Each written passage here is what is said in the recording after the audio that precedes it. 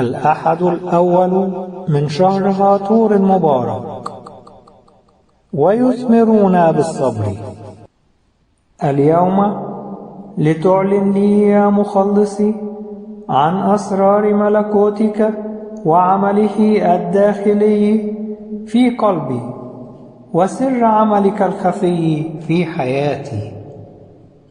انزع مني يا رب طريق التهاون والكسل، انزع مني الإهمال والضجر واللامبالاة، ولا تدع العدو الشرير يضغيني بوسع الأمل.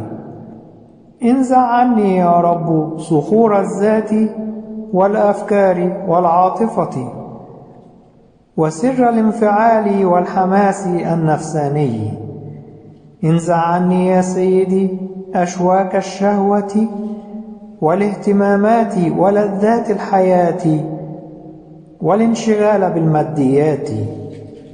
ربي يسوع، ازرع في اليوم زرعك الجديد، زرع حبك الذي ينمو ويهيئ قلبي لاستقبالك. أعطني أرضا طيبة بالحب والعطف على أولادك، بحفظ الفم واللسان، بالوداعة والتواضع، بإعلان صورتك وحبك للجميع. فلتمتلئ بقاعك من الدسم.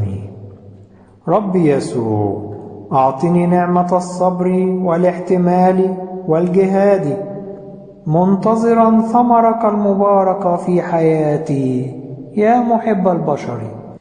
ولك كل المجد إلى الأبد. آمين.